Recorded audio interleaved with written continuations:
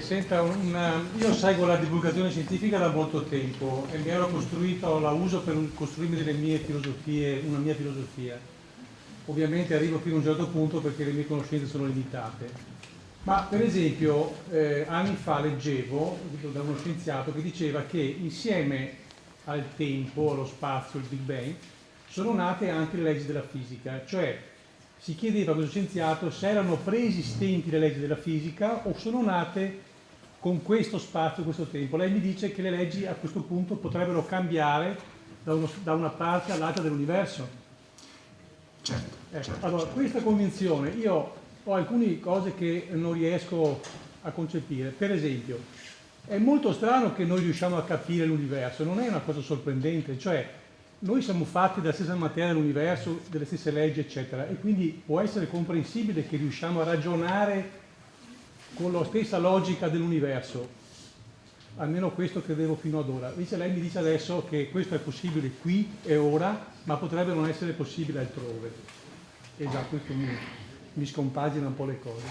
Però volevo capire, lei a questo punto, che ha una visione più ampia di quello che ho io, e che ero arrivato a un certo punto, lei come la pensa? Cioè, è casuale il fatto che noi siamo qui perché noi riusciamo a capire l'universo e invece non siamo un ammasso di cose informi in mezzo all'informità? Perché l'universo da una parte propende verso l'entropia, no? Verso questa morte termica, come si dice, questa diluizione, e invece nel particolare corre verso la specializzazione, nel senso che l'essere umano, per esempio, è il massimo effetto di questo. Ecco, perché lei si pone queste domande? Le domande della filosofia, lei cosa risponde?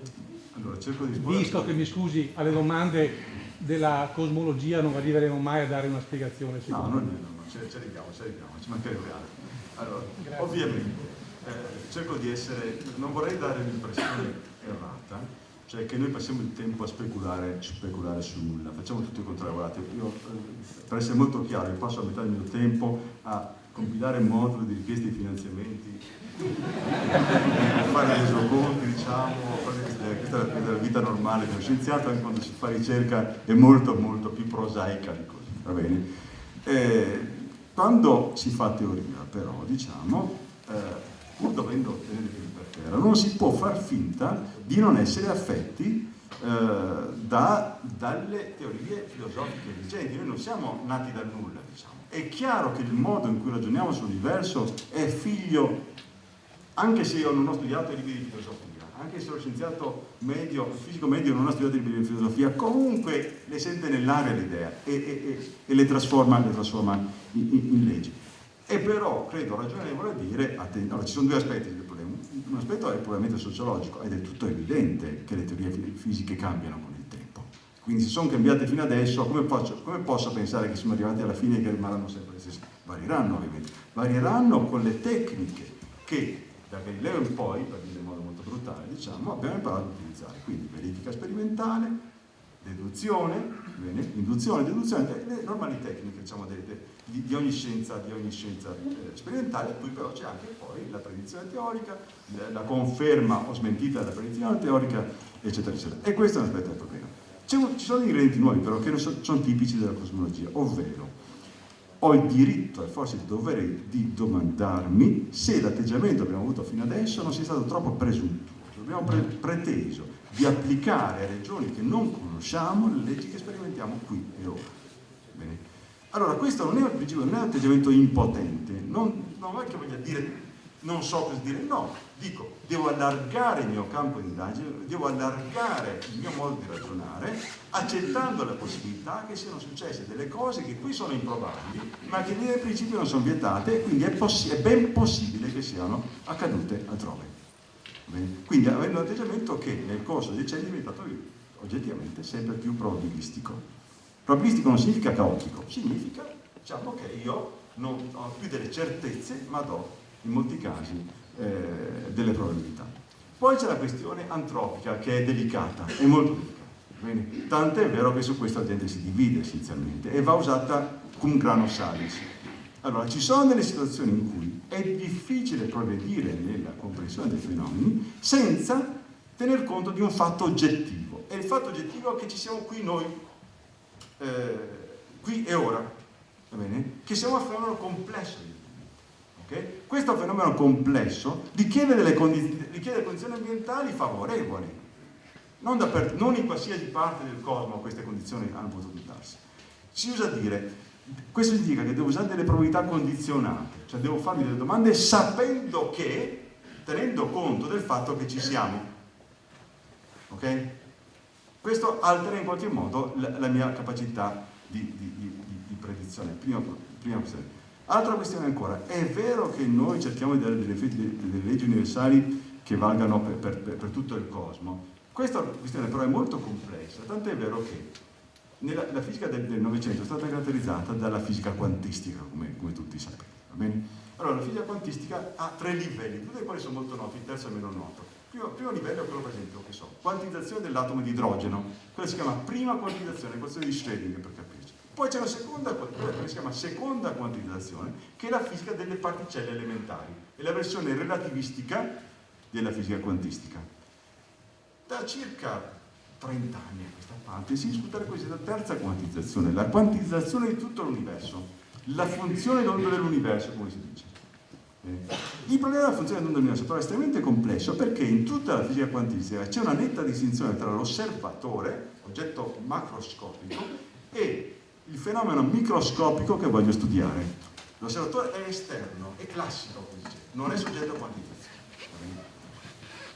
Nel cosmo noi siamo una parte del fenomeno che vogliamo studiare. Quindi come si fa? Bene? Chi osserva da fuori il cosmo? Hawking scrive, supponiamo che sia un angelo che da fuori fa l'osservazione, perché non sa come cavarsela.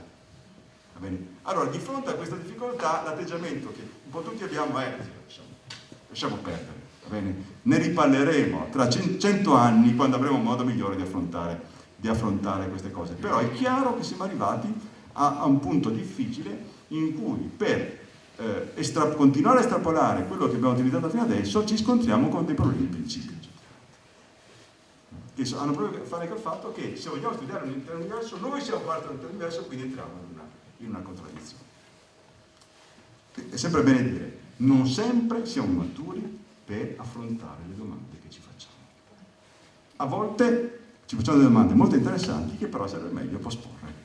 E a me piacerebbe che ci parlasse un po' del vuoto, in particolare di quali possono essere le implicazioni tra il vuoto e l'espansione, e ancora più in particolare di quali sono le domande più importanti, più urgenti o meglio definite oggi sul vuoto. Allora, che cosa si pensa? Del vuoto conosciamo moltissimo. Adesso va bene.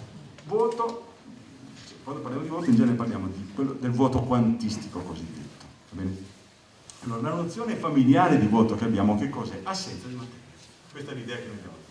Nella meccanica quantistica, nella teoria quantistica dei campi, la seconda quantizzazione di quello che ho detto prima, la nozione di vuoto è molto più difficile e più intelligente per certi aspetti. Il vuoto è lo stato di massima simmetria che riusciamo a immaginare. Facciamo un esempio. Se io ho uno stato con una particella, qui non è vuoto, bene, questa particella si muoverà in una certa direzione, ok? Muovendosi in quella direzione, per esempio, rompe la simmetria per rotazioni, perché è fissato con una direzione privilegiata. Se non ho particelle, ho simmetria per rotazioni. Va bene? Se ho una particella in un punto, ho rotto la simmetria per traslazioni, perché ho un punto privilegiato dove è la particella. E avanti di questo passo. Va bene? Quindi il vuoto è, compatibilmente con le condizioni del sistema, la situazione più simmetrica che posso immaginare. Prima cosa. Seconda cosa. Noi sappiamo che a causa del cosiddetto principio di indeterminazione di Heisenberg è sempre possibile creare e distruggere particelle per un tempo inversamente proporzionale all'energia della particella. Cioè noi siamo in grado di misurare l'energia della particella, ma con una certa precisione che non è infinita. Va bene? Quindi la particella cosa può fare? Può nascere e morire a patto che la precisione dell'energia moltiplicata per la precisione del tempo abbia un certo valore. Il vuoto pullula di queste particelle che nascono e muoiono, che si chiamano particelle virtuali. Quindi il vuoto nella moderna fisica è pieno di particelle virtuali. Benissimo, pieno di particelle virtuali, però non ho detto che ci sono, ho detto che possono esistere. Queste particelle virtuali però fanno degli scherzi ogni tanto, cioè si manifestano in modo macroscopico. Un esempio splendido di questa esistenza fu proposto da un fisico olandese che si chiamava Casimir, il quale propose il seguente esperimento, che è anche facile da immaginare. Sicuramente di avere un condensatore, un normalissimo condensatore, scarico, completamente scarico, e Casimir disse, attenzione, che se io misuro con estrema precisione la forza tra le piastre di questo condensatore, mi accorgerò che c'è una forza attrattiva tra le piastre. Okay? Io mi aspetterei che ci fosse forza zero, evidentemente no, forza attrattiva tra le piastre. Quando Casimir propose l'esperimento non c'erano i mezzi tecnologici per fare questo esperimento, questi mezzi abbiamo cominciato ad avere dagli anni 60 in poi, è stato ormai misurato in tutte le salse. Questa forza c'è. Questa forza è inversamente proporzionale alla quarta potenza della distanza, quindi tanto più vicino è meglio è, ed è proporzionale alla dimensione del condensatore. Bisogna avere un condensatore molto grande e con delle piastre molto molto vicine. Okay? Spiegazione. La spiegazione è la seguente. Abbiamo queste piastre condensatore, sono piastre metalliche. Ci sono queste particelle virtuali, elettroni e antielettroni per esempio. Allora, queste particelle virtuali nascono, muoiono. Quando nascono si accorgono che c'è il condensatore. Quindi il campo elettrico deve essere perpendicolare alle piastre perché i metalli sono fatti così. Quindi gli elettroni distinguono la situazione con condensatore scarico dalla situazione senza condensatore scarico. Morale della favola, le particelle virtuali che non vedrò mai come particelle virtuali vi danno un effetto di forza macroscopica che posso misurare ed è stato misurato.